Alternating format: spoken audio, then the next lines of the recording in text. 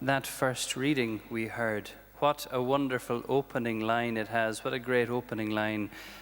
It's the pessimist's dream, quite frankly. Vanity of vanities, the preacher says. Vanity of vanities. All is vanities. What a line. Now, we have to be careful here. That's not vanity in the sense of pride about one's appearance, but the preacher means more of an emptiness. All is emptiness. All is meaningless. Or to give it another translation, everything is just like a little breath. You know, on those cold winter days when you step out of the house for the first time and you see your breath in front of you for a few moments, and then it disappears because it goes cold, like everything else. That's what the preacher is saying today in that first reading. Everything is just like a passing breath. How depressing. And that's what our preacher, this Coleth, to give him his Sunday name, is saying. And he is the famous pessimist of the Bible. He is the pessimist's pessimist.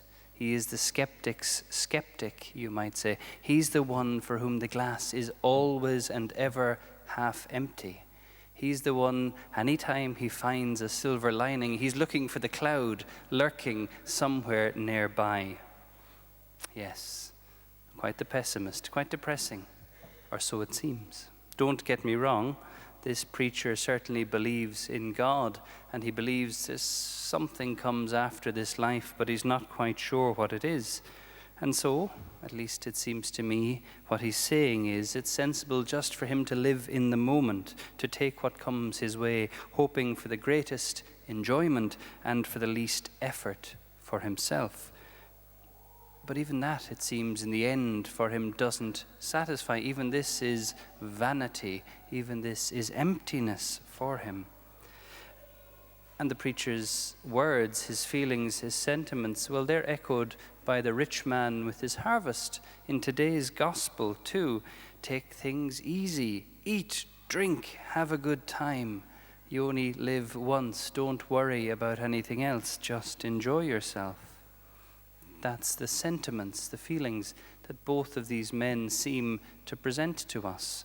And we know too that they are attitudes, they are worldviews that are quite common today. All that matters is the material. Eat, drink, have a good time. Take it easy, you only live once.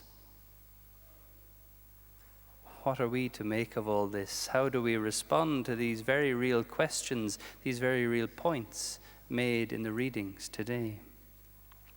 Well, we don't despair, don't worry. Our second reading, especially in the words of Christ today, point to the answer. In contrast to the preacher, St. Paul points us to a deep and meaningful vision of human life, of human experience. He points to the truth of who God is and what God offers us. Because Paul, unlike our preacher, has experienced the risen Christ. Paul, unlike our preacher, has come to know something of Jesus Christ.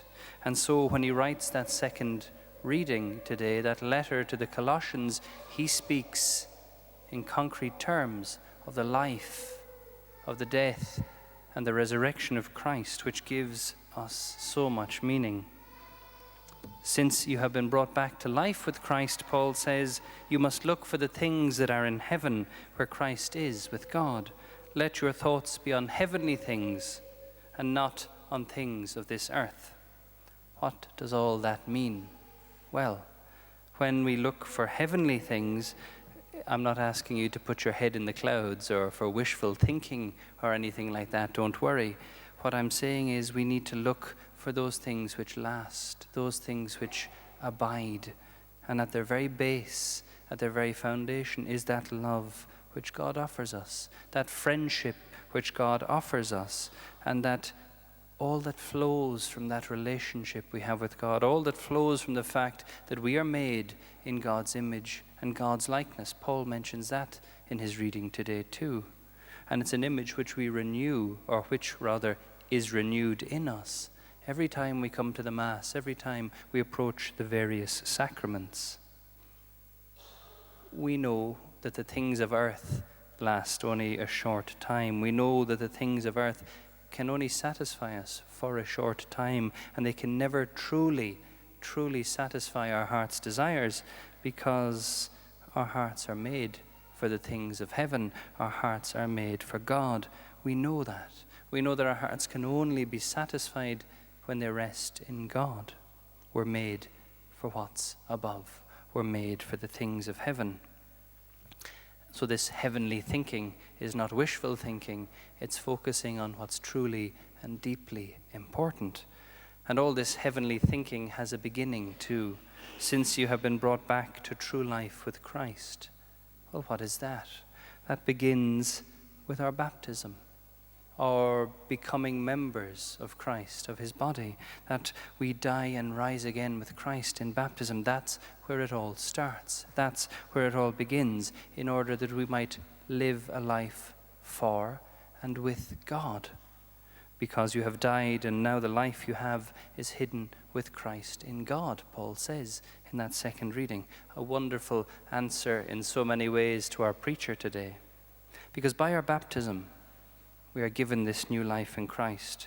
This Christ who takes us from the darkness and gives us the light, transfers us into his own kingdom, Paul says elsewhere.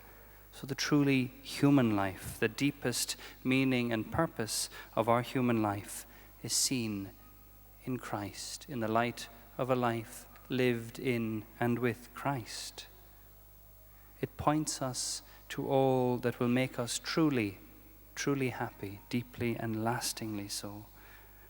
And that's why Paul too mentions in that reading that we've just heard, to put to death, to kill anything in us that is not of Christ, that anything is only worldly, which will hold us back. You must kill everything that belongs only to earthly life, he says, because we know these things will only harm us or hold us back, not give us that true happiness. So with all of that, he calls us, St. Paul, to let go of the things which hold us back in our spiritual lives and focus on the things of heaven, that new life, that true life with Christ. You have stripped off your old behavior with your old self, and you progress in the image of your Creator. Now, I won't lie, for some of us that stripping away of the old life, of the old self, is difficult. It's not something that happens all at once like that in the blink of an eye or the click of a finger. It takes a lifetime sometimes, and sometimes, well, we can slip back into the old ways. But the promise of Christ in the gospel and in the second reading is that he will be with us. He is always there offering us that new life. He is always there offering us that love and that relationship with him. Always an offer of renewal. There's nothing vain or empty about that promise. It's a promise we hear in St. Matthew's gospel. I will be with you until the end of time. I will be with you till the close of the age. So that's our response to the preacher's pessimism and to the attitude of the rich man with the harvest. And by the way, our response to that pessimism isn't just optimism, it's hope. A very different thing altogether. The hope we place in Christ. For St. Paul also tells us there is only Christ. He is everything, and he is in everything. Christ is the answer to the pessimism of the preacher and to the world views we hear today.